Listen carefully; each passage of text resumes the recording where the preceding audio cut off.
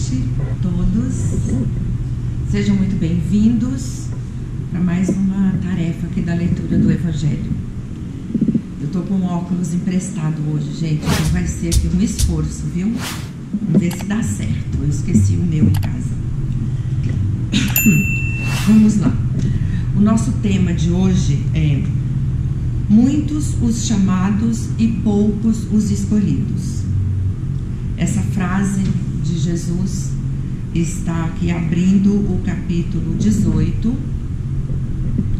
e ela faz parte da parábola que abre esse capítulo. A parábola que Kardec escolheu para passar para a gente a mensagem. É uma parábola longa, ela tem 14 versículos. Mas eu vou ancorar aqui a minha reflexão nessa parábola.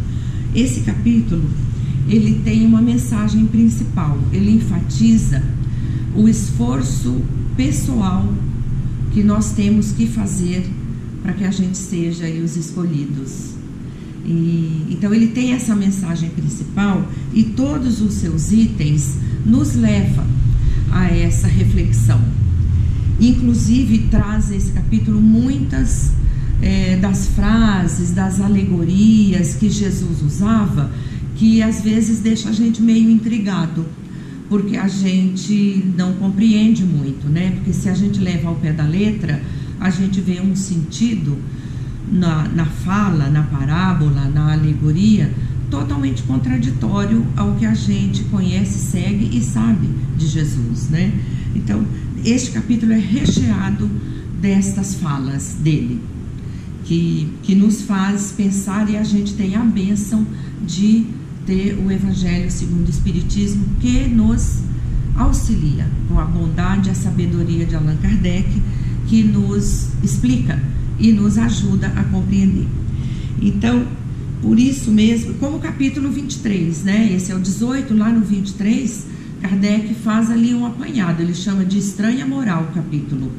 É quando ele explica várias parábolas, que é lindo aquele capítulo. Eu não escondo de ninguém que eu gosto das parábolas, né? Eu gosto de estudá-las. E eu vou começar aqui comentando com vocês o título, que é muitos os chamados e poucos os escolhidos. De cara, se a gente se prende a essa fala de Jesus, ela já nos parece contraditória, porque quem são esses escolhidos? Quer dizer então que tinham os preferidos? Quer dizer que Deus, né, a conexão direta de Jesus, quer dizer que Deus tinha então uns preferidos em detrimento de outros? Claro que não dá pra gente levar isso ao pé da letra. Mas, gente, eu vou contar uma história. Eu tinha um medo dessa frase quando eu era criança, é sério. Por quê? Porque justamente essa interpretação enviesada das parábolas é que faz a gente criar dogmas, criar medos, não é verdade? Criar umas coisas na nossa cabeça que, como a gente não entende, a gente fala, deixa, se está escrito na Bíblia, né? Está escrito na Bíblia, então isso é verdade. Eu tinha um medo, porque minha mãe falava, de 2000 chegarás, a 2000 não passarás. Muitos são os chamados e poucos os escolhidos. Eu já achava que eu não ia ser escolhida. Porque tinha feito uma malcriação, porque tinha batido na minha irmã. Então eu já achava que eu não era escolhida. Então eu morria de medo disso aqui. É sério isso que eu estou falando, desde criança. Aí um belo dia eu comecei a estudar a doutrina espírita. Uma das minhas professoras está sentada ali, inclusive uma aqui ao lado, e a gente se beneficia desses estudos, né? Então é claro que não dá para a gente levar ao pé da letra, a gente precisa compreender e admitir que esta frase seria uma frase de preferências. A gente estaria questionando a justiça de Deus. E como Kardec falava, a gente pode não saber exatamente o que é Deus, mas a gente sabe exatamente o que Deus não é. Deus não é injusto, Deus não é irado, Deus não é vingativo. Então, essa frase, ela precisa ser interpretada, né? Então, Kardec escolheu a parábola do festim de núpcias, que é bem conhecida. Então, aqui tem a porta estreita, nesse capítulo, tem dar-se-á aquele que tem, reconhece-se o cristão pelas suas obras, que são bem conhecidas, né, de nós, a gente ouve muito. E essa parábola do festim de núpcias, ela é muito rica, tem muita simbologia aqui, que encaixa muito para nós e também traduz toda a mensagem central aqui do capítulo sobre esse esforço pessoal em direção a essa vida futura, né, a vida eterna nossa. Então a parábola, que como eu disse, para quem quiser ler, está lá em Mateus, no capítulo 22, começa assim: Jesus, falando ainda por parábolas, lhes disse: o reino dos céus é semelhante a um rei, que, querendo realizar as núpcias de seu filho, enviou seus servidores para chamá-los à festa, aquela lista de convidados, mas eles se recusaram a ir. Então a primeira chamada lá, a lista, agora eu posso tirar que eu já li, que está muito forte. A primeira chamada, os servidores desse rei foi, e esses convidados não aceitaram o convite, não foram. Então vamos lá. Jesus de cara já começa aqui comparando essa festa ao reino dos céus, né? Mateus fala reino dos céus, Lucas fala reino de Deus, mas essa parábola também está em Lucas, um pouquinho diferente, mas está. Então quando ele compara uma festa de casamento ao reino dos céus, ele está comparando a uma coisa boa, né? Porque no reino dos céus tem coisas boas, tem o bem, né? Tem a alegria, tem a felicidade verdadeira. Então, muito bem. E esse rei, então, vamos interpretar quem era esse rei e quem era esse filho que estava de núpcias. Aqui Jesus está falando sobre o Pai, sobre Deus e sobre ele próprio, que era o filho. Então ele está falando de si, da chegada dele ali e da vinda dele. E o casamento, ele usa essa alegoria do casamento porque ele adaptava o discurso dele ao entendimento daquelas pessoas. E o casamento era algo extremamente importante para aquela sociedade. Haja vista que um noivo, quando queria pedir a mão de uma moça em casamento, ele fazia um contrato, ali ele escrevia o que ele ia prometer e o preço que ele ia pagar pela noiva. Ele escrevia um contrato e levava até a casa dela, apresentava esse contrato para o pai dela. Se o pai dela estivesse de acordo com o valor e com tudo, ele dizia que concordava e a noiva precisava aceitar. O que fazia para ela aceitar? O noivo dava um cálice de vinho para ela. Se ela tomasse, o acordo estava fechado, negociação fechada, o noivado estava certo, durava 2 anos, eles não se viam mais e ficavam se preparando para a celebração, para as núpcias, para o casamento. Então veja que era algo extremamente importante para aquela sociedade. Por isso Jesus usava dessas alegorias para trazer essa mensagem. Então aqui ele está dizendo que ele, Filho de Deus, veio para estabelecer o casamento entre Deus e as criaturas, estabelecer essa aliança através da boa nova que ele trouxe. E casamento também era algo que aparece muito na Bíblia. Lá no Velho Testamento aparece essa figura de casamento em vários momentos de Deus em comunhão, em casamento com os homens. Jesus mesmo, quando foi fazer das suas primeiras intervenções, né, públicas, ele fez num casamento, nas bodas de Canaã. Paulo chamava Jesus de noivo, o noivo, ele falava. Lá no Evangelho, lá nas cartas dele, João, lá no Evangelho de João, ainda bem que eu falei do Evangelho, né, para destrocar. Lá no Evangelho de João, tem lá uma passagem que ele fala: eu, amigo do noivo, me alegro ao vê-lo chegar. Então ele se referia a Jesus como noivo. Então olha como Jesus juntava os elementos para passar a mensagem da boa nova, mensagem da comunhão nossa com Deus. Ele veio para isso. E esses convidados que não aceitaram, eles não aceitaram ir à festa. Os servos do rei voltaram e disseram, olha, eles falaram, não vem. O rei mandou outros servos, vai ver, ele não acertou a comunicação, mandou outros, falou, vai lá e fala em meu nome, o meu banquete, olha gente, as palavras, o meu banquete está pronto, eu fiz matar meus bois e tudo que era para ser cevado foi cevado, a mesa está posta, vá e diga isso a eles, venham comer do banquete comigo. Olha o convite do filho, do noivo, convite de Jesus.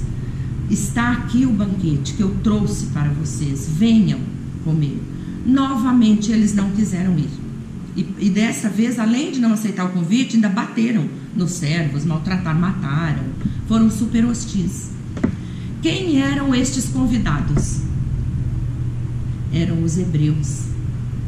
Era o povo, os judeus, né? Quando a gente fala hebreu, vocês sabem, né? Mesma coisa, os judeus, que depois essa nomenclatura de judeus, lá no século 6 a.C., é que ela começou a vigorar. Mas este era o povo que estava preparado, porque eles eram o único povo que acreditava num Deus único. Então, por isso eles foram os primeiros a serem chamados.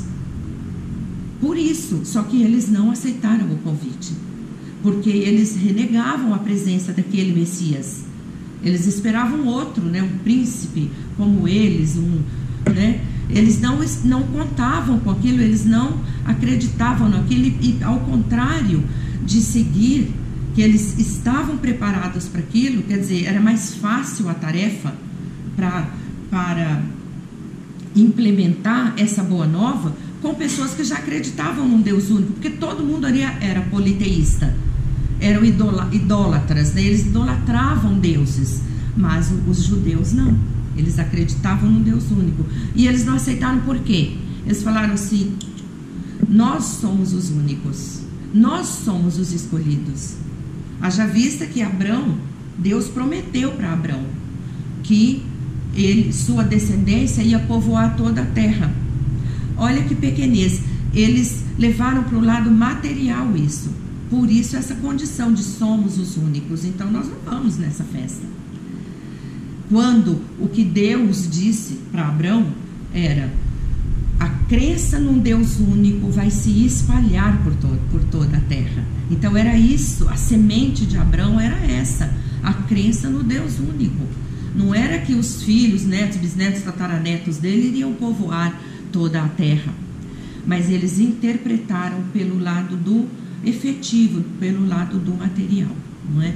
Então não aceitaram o convite. O rei ficou nervoso, ficou bravo, mandou os servos dele e falou assim, agora é o seguinte, vão para as ruas, todas as ruas, em todas as encruzilhadas, vão e convidem todos, os bons e os maus, chamem todos, porque está pronto aqui, a festa está posta, o banquete está pronto, chamem todos.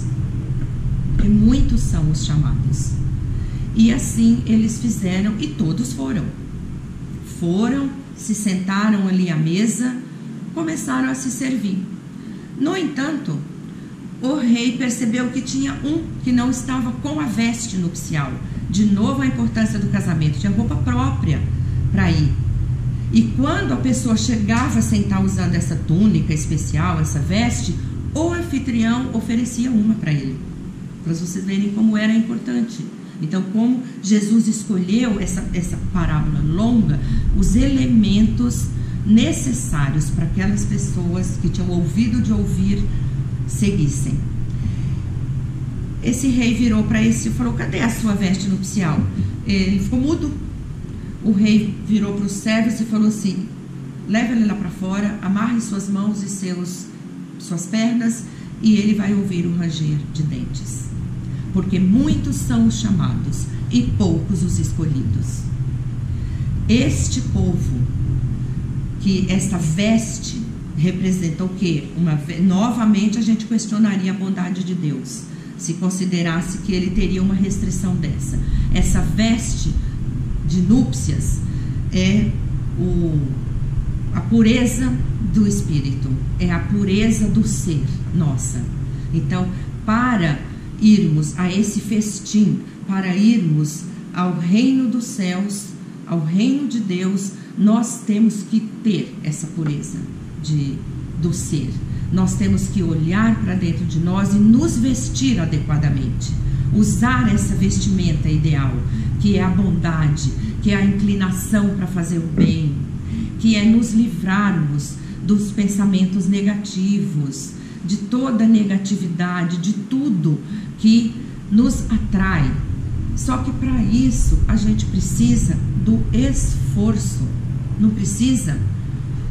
Precisa de esforço para a gente vir para cá num dia frio, chuvoso, coberta tá quentinha lá no sofá. Precisa de esforço para vir para cá. Para decidir ficar lá no quentinho não precisa de esforço nenhum, né? Então é muito mais fácil a gente inclinar-se para aquele conforto que não exige de nós nenhum esforço. Então não basta esse povo que foi chamado, nós que fomos chamados, não basta a gente falar que a gente é cristão, não basta a gente ir a um templo, a uma igreja, a um centro. Não é suficiente. Nós temos que fazer essa reforma, esse contínuo movimento conosco mesmos, para que a gente alcance isso. E isso é parte da nossa estrada, da nossa trajetória de evolução. Porque o dia que a gente compreende isso, que mesmo nas piores adversidades, que se a gente fala, se a gente ora com o fundo do coração, se a gente fala para Deus, eu confio em Ti, esteja comigo, porque eu confio em Ti, certamente eu estarei blindada. Quando eu tomo essa posição, eu me blindo para o negativo, eu me blindo de pessoas que não me fazem bem, de noticiário que não me faz bem. Eu me aproximo de pessoas que estão nesta mesma frequência vibratória que eu estou. Então, entendendo que eu preciso evoluir para eu chegar a esse reino, a essa festa, eu vou cuidar, eu vou tomar conta para que eu desenvolva esses pensamentos. Pensamento, gente, pensamento é um processo assim, de construção forte. A gente vive, o Divaldo Franco que fala isso, a gente vive o que a gente constrói na nossa mente. Eu tinha uma professora na Seara que ela dizia, pensou, plasmou. Então nós temos que vigiar os nossos pensamentos, para que a gente se mantenha com esse, dentro desse quadro desse esforço. Por que que é tão difícil? Aqui tem uma outra passagem aqui, que eu nem vou ler, mas eu lembro bem dela, que é a da porta estreita. Porque é muito mais fácil a porta da perdição, que é a porta mais larga. Essa é ampla, né? É grandona, é generosa, né? Essa porta onde tem os abusos, onde tem o descuido com a nossa saúde, o descuido com o nosso lado espiritual. Essa daí é a porta da tentação. E a gente ainda ora e fala, né? Livrai-nos da tentação. Porque está aqui explícita, posta para nós. Mas este esforço que nós temos que fazer é a porta estreita. É o que é mais difícil, é o que dá mais trabalho. E eu não estou dizendo que é de sacrifício, que é de sofrimento, não é? Porque tem gente que acha que é assim, para alcançar a salvação tem que sofrer aqui. Não é, né? A gente não tem, nós não fomos feitos para sofrer. Mas nós temos os nossos desafios, nós temos a necessidade de buscar essa melhora contínua. E é individual isso. Não adianta a gente falar, eu estou rodeada no meu entorno, só tem, né, o mal, tudo, as redes sociais. É só a gente se blindar. A gente se blinda com bons pensamentos. Nós temos na nossa mão o que pode nos auxiliar todos os dias. Nós temos que amanhecer o dia e pensar, eu vou ser bem melhor hoje do que eu fui ontem. Então, o Evangelho de Jesus, ele é a carga da nossa bateria. A gente não carrega o celular todo dia, porque a gente não vive sem, né? Então, Bota lá e carrega o celular, tá carregadão, é assim, saiu do centro, saiu lá da igreja, opa, a bateria tá carregada, nada pode de ruim me atravessar. É só o primeiro trupicão, primeira pedra no caminho, vai tudo por água abaixo, a bateria descarrega. A gente tem que carregar de novo. A gente carrega com oração, com pensamento positivo, concordam? Não é bem assim que a gente tem que fazer? Só que a gente fica contaminado por tudo que está ao nosso redor, porque a porta é larga. Nós temos que focar naquela, é estreitinha. Mas depois que eu conseguir passar por ela, é só alegria, é só a festa. Então, gente, é assim, o capítulo é lindo. Essa parábola, eu falei que eu ia, me ancorar nela, porque ela tem toda essa simbologia que nos traz, nos chama a atenção para essa necessidade da oração, do pensamento positivo, dessa comunhão, dessa aliança com Deus, que todos os dias tem que ser renovada, diferente do casamento lá deles, que faziam um acordo de só daqui 2 anos que ia se encontrar. Não é assim, né? Nós temos que enfrentar as nossas dificuldades de cabeça erguida, acreditando que tem um caminho lindo que se descortina na nossa frente, e que cada um tem a sua história, né? Que foi a nossa história que nos trouxe até aqui, e temos que fazê-la melhor ainda para nos levar em direção a essa vida eterna. Então, quem quiser ler, leia, porque Kardec, com sua sabedoria e generosidade, explica tudo isso que eu falei para vocês, com exceção da história do casamento e do cálice de vinho, que eu tirei de outros lugares. Kardec explica tudo, essa coisa das parábolas, né, que são lindas, cheias de ensinamento, e muitas vezes a gente não compreende.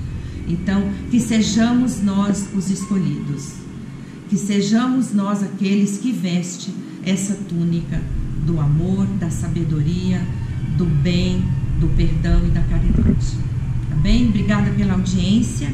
Peço a todos agora que envolva o nosso irmão Cisernando, que vai trazer a mensagem da noite do mentor. Seja bem-vindo, irmão.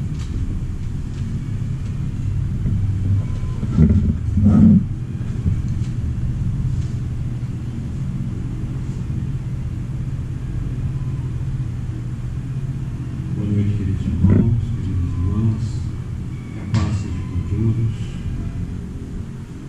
que a misericórdia do alto nos auxilie a conquistar esse grau de pureza, de equilíbrio, de mansuetude que Jesus nos recomenda.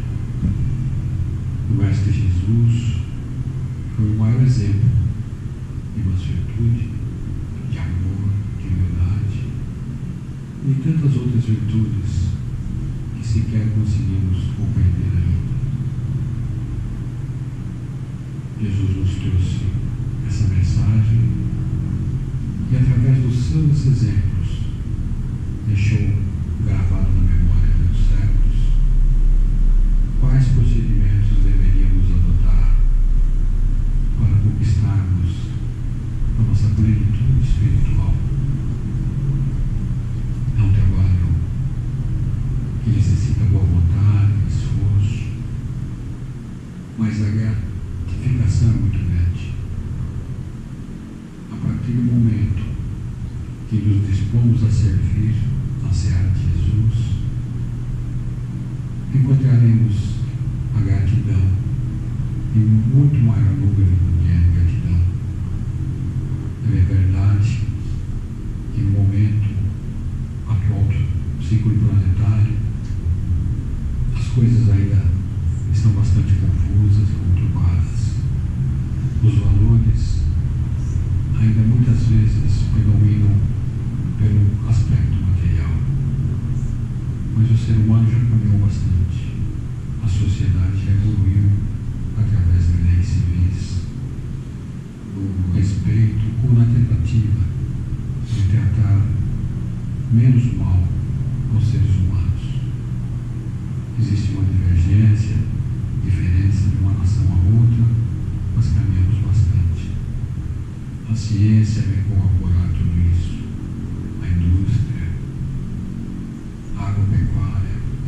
Os campos temos evoluído.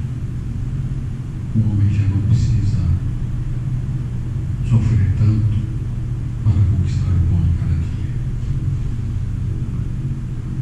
E o tempo que lhe sobra é para que ele possa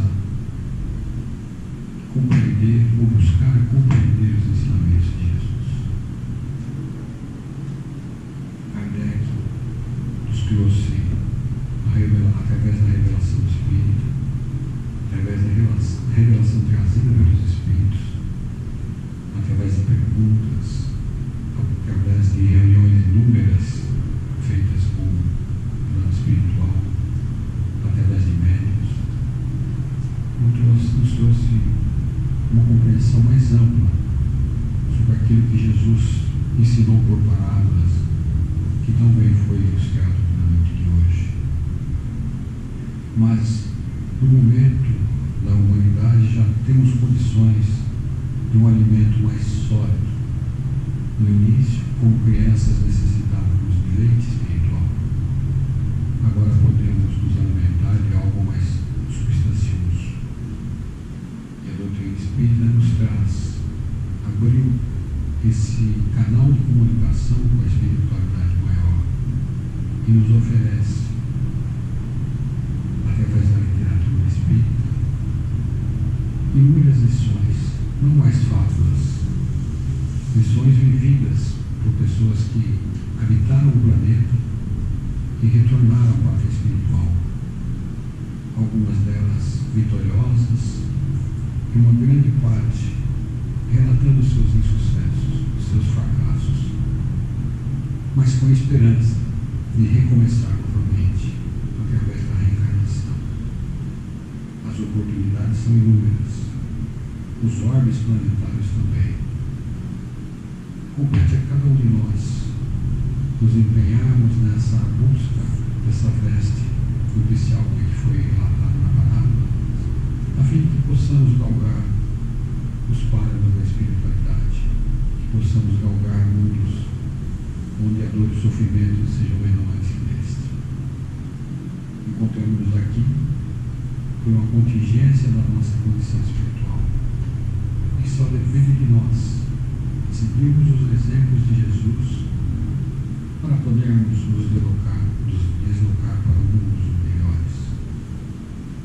É assim que irmãos, estudando os ensinamentos de Jesus, estudando essa corroboração que a doutrina dos Espíritos nos traz, nos esforçando para sermos mais pacientes, mais calmos, mais fraternos, gentis, estaremos no caminho que nos conduzirá a esses mundos onde teremos a oportunidade de conviver com espíritos de maior valor, onde a justiça, onde a paz, onde a fraternidade imperará no coração de cada um. Que essa mensagem de alento que a doutrina cristã nos traz possa nos servir de bálsamo lenitivo para as nossas feridas espirituais que ainda carregamos. Que Jesus abençoe a todos, que tenham todos uma ótima noite, com reflexões, com orações, rogando assistência do alto para entendermos o que nos compete realizar na atual trajetória carnal.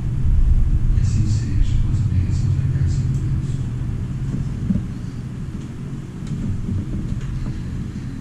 Nós agradecemos, irmão, pela mensagem tão bonita, tão edificante. Seja sempre bem-vindo em nossa casa. Assim, nesse clima, vamos manter os nossos olhos fechados para que possamos agradecer muito por tudo que recebemos, por tudo que temos recebido.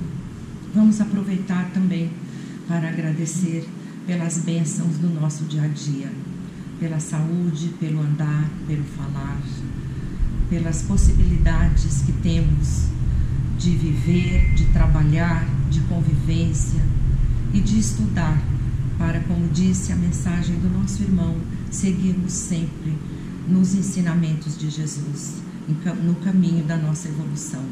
Então vamos dirigir uma breve vibração primeiro aos necessitados, a todos os irmãos que estejam passando por algum problema de saúde, um problema físico ou espiritual.